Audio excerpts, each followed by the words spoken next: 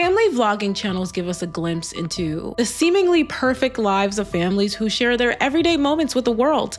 I mean, what could be more wholesome? But behind the smiles and staged moments that we see lies a darker truth. For years, family vloggers have been exploiting their children for profit, exposing their private lives to millions, and putting their safety and mental health at risk, all for the sake of clout and money. These children are being thrusted into the spotlight at young ages and having their most vulnerable and intimate moments broadcasted to the entire world. Dad, big news over here. What? Alexa. Don't cry. I'm not. You look like you're gonna cry. What's wrong? I started my period. What? And now the children of the first wave of family vloggers are speaking out about the trauma that they experience having their entire childhoods being broadcasted online. When I say that things about my life were constantly posted online, I mean like everything. About my day-to-day life, about my school schedules, about my sports, about my mental health, about my health issues. I remember even right after I was hit by a drunk driver, my mom was right up in my face as I was strapped to a stretcher board taking photos to post on her Facebook page. You family vlogger are going to hell! And let's talk about why. The first round of vlogger kids from the 2010s have grown up and are sharing their stories. Let's talk about one story. She said that the mom broadcasted her first menstrual cycle. The kid got into a car accident, and instead of the mom comforting the kid, like, oh baby, it's gonna be all right, the mom put a camera in her face. The kid said it got so bad that when she was 12 years old, a man that was stalking her based off of her mom's YouTube videos decided to message her on Facebook and follow her home at one point in time. The kid would hide in the bathroom to avoid being videotaped and photographed. The kid was also bullied at school because their intimate moments were posted on the mom's YouTube for their family vlog. The kid got a staph infection at one point in time, and the mom exaggerated the condition so bad that the math teacher who was watching the mom's videos told the kids to, quote, stay away from the infected girl. And that ain't it. The kid is saying this is a digital footprint that she did not create and is following her around for the rest of her life. Put the camera down. We don't need to know their doctor's appointments, their diagnosis, what they're going through, their first menstrual period, because you ain't telling us when your husband is knocking your head between the washer and dryer and cheating on you with the town pump. So why are you telling all your kids' business? I am a child of a family vlogger, a former family vlogger that had people on YouTube thinking that I was pregnant at 13. That is why I'm so passionate about this stuff, y'all. All types of stuff were broadcasted on my mom's YouTube. Now, this was the early 2000s, early 2010s when family vlogging was becoming popular and the ramifications were not yet studied. She was a young mom. She did not know. When she found out, she stopped. Y'all know the ramifications because we have told y'all the ramifications, but y'all still continue to post your children's intimate moments. There are people on the internet that mean harm to you and your children. That should be enough for you not to post their intimate moments online. Keep these kids off the damn family vlogs and internet. You gotta make content that tailors around yourself. Or are you just a loser? Let's talk about the dark truth behind the family vlogging industrial complex and the price that these children have to pay for growing up online.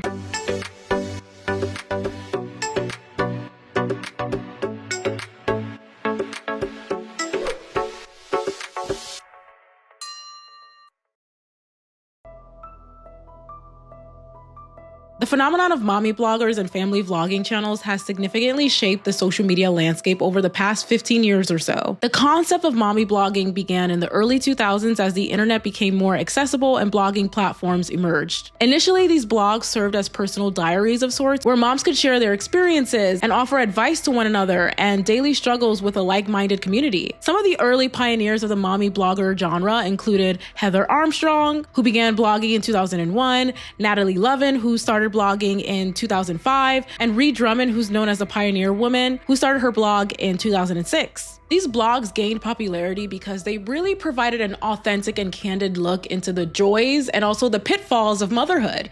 They were raw and they were authentic. It was just women leaning on each other like we should in search of community, right? The children weren't directly involved, but the mommy blogs were like a town square of sorts where moms could just support each other and help each other through motherhood, which is obviously a very difficult and life-changing process when you're navigating it for the first time, and you need to rely on as many people as you can. you know what they say, it takes a village to raise a child. And there's something to be said about the 2010s where everything wasn't an aesthetic. People were able to have a lot more authentic conversations. It was genuine and raw in a really particular way that slowly eroded away over the years. The success of mommy bloggers laid the groundwork for the next evolution, family vlogging. As technology advanced, particularly with the rise of YouTube in 2005, families began documenting their lives through videos rather than text. And it really allowed them to have a deeper connection. One of the earliest and most popular family vlogging channels was the Shaytards, which was launched in 2008 by Shay Carl Butler.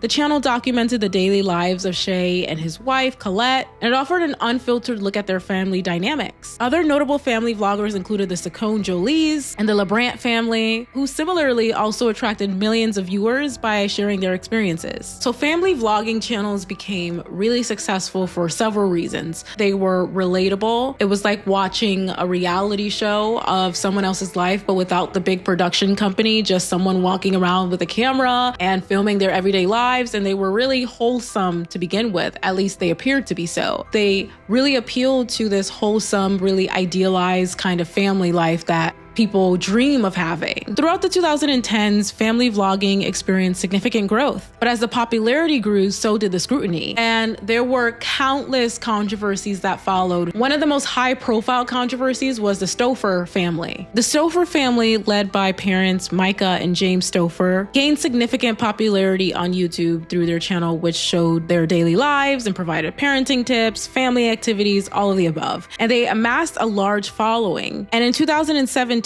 they started to share their journey of adopting a child from China. And he was autistic and had other developmental issues as well. And their videos documented the adoption process, the initial excitement, the challenges that they faced along the way. And they really were able to even grow their following even more because people were so interested in their adoption process. Their documenting of the adoption process of Huxley gained significant views, millions of likes across their channel. But in May of 2020, the Stouffers announced in a now deleted video that they decided to rehome Huxley because they said that they could not meet his extensive needs. This led to widespread outrage, of course, and condemnation from the public, who rightfully so felt misled and betrayed. They were able to monetize all of the struggles, and once they made enough money and it became too complicated for them, they were able to literally just give the kid away, like basically returning a pair of shoes to the store that you no longer want anymore. That's pretty much what they did to a human being. There's also the mommy vlogger Nikki Philippi, who in 2018 shared in a YouTube video that she and her husband were going to adopt a child from Thailand, but they were told by the adoption agency that they could not film or post images of the kid on social media,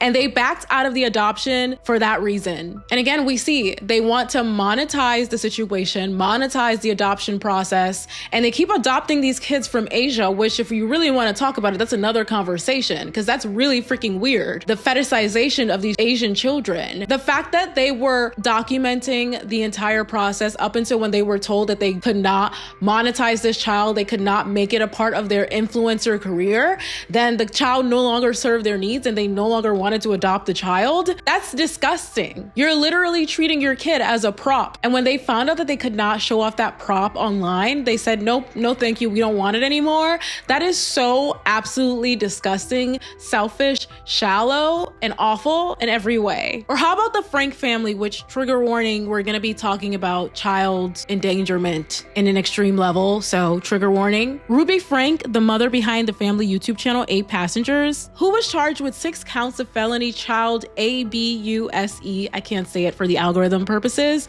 by the Washington County Attorney in Utah in September of last year. Frank and her business partner Jody Hilbrandt were arrested after the police discovered that Frank's 12-year-old son was severely malnourished with open wounds and duct tape binding his wrists and ankles. Frank gained fame in 2015 with the 8 Passengers YouTube channel, which featured her husband Kevin and their 6 children, and the channel amassed nearly 2.3 million subscribers before it was eventually removed. Of course, this is a more extreme example, but you're starting to see the pattern, right? These Family vlogging channels are putting their children's lives in danger. They're exploiting their kids. They're literally filming every vulnerable moment. Who could forget the YouTuber Jordan Cheyenne, who was a lifestyle YouTuber who infamously forgot to trim a portion of her video out where after her son's dog passed away, she was trying to make that into content for her channel. She accidentally uploaded the YouTube video footage in which she was forcing him to cry for the camera. So if you could pray for us,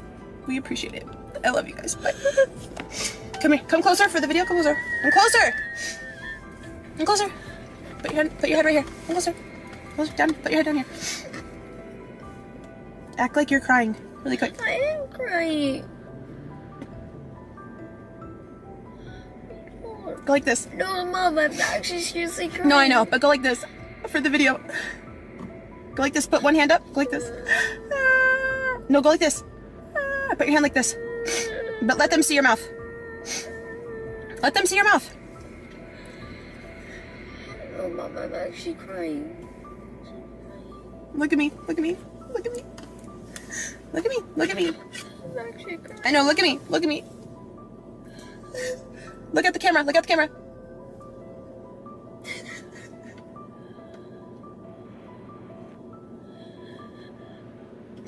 Okay, it's okay, it's okay. It's over, it's over, it's over. And there's also a popular TikTok mommy blogger named Ren and Jacqueline, who has 16.9 million TikTok followers.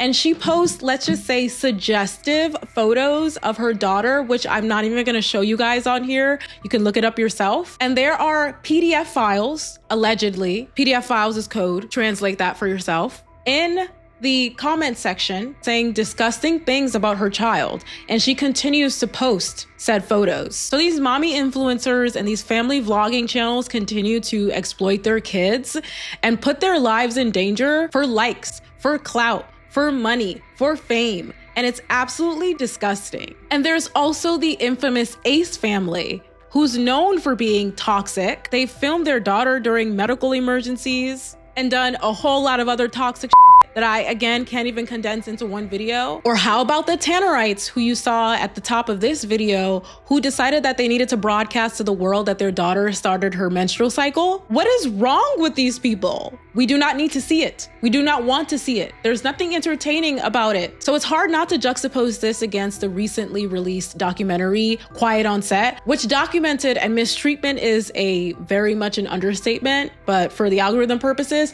it documented the mistreatment of children that they faced at the hands of adults on set of these children's shows. Whether you're a child star in a family vlogging channel or a child star on a TV show, I strongly believe that children cannot consent to being on camera. I do not believe children possess the mental clarity to be able to understand the weight that comes with having their entire childhoods documented on the internet forever, because the internet is forever. Even though many of those YouTube channels that I named earlier have been deleted, the content still lives on. With Quiet on Set, at least, and this is really no consolation, but at least the terrible treatment of children was confined to the set of films. But now, even in their own houses, even in their own playgrounds in their neighborhoods, children are being filmed and exploited and harmed for profit. Anybody with a smartphone or an internet connection can be watching them grow up in real time.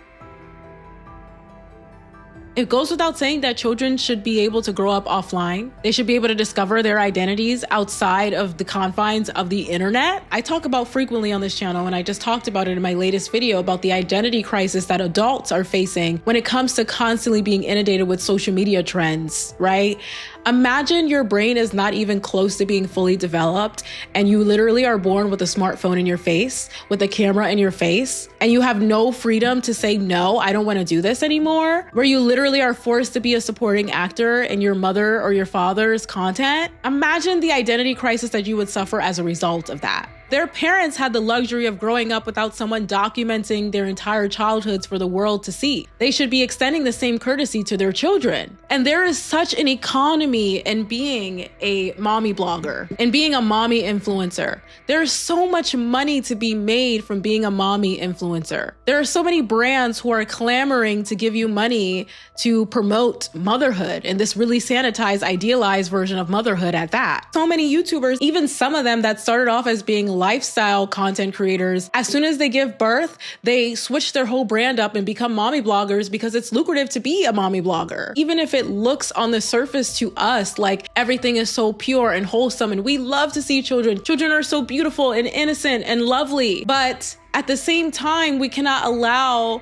that to delude us into thinking that this is in any way normal for children to grow up with cameras in their faces. Like, I should not be seeing this right now. We need to go back to the days of the videotapes, the VHS tapes, recording your kid on your VHS tape or on your iPhone, whatever you want to do, and having that be for you and for your family members to look at, for your close friends to look at, but not for perfect strangers to look at. And there are some family influencers that would make the argument that this money that they're making, they're using it to provide for their children, to support their children. But my answer to that is that children should never have to work for their money. If the only way that you can provide for your child is by shoving a camera in their face, by invading their privacy, then maybe you need to rethink your career choices, because there's plenty of other jobs that you can do as the adult. You are the one who chose to have a child, so the responsibility should be on you and you alone to produce money for the household. Those of you convincing yourselves that the child can say no at any time, if your child said that they didn't want to do it anymore, that you would stop.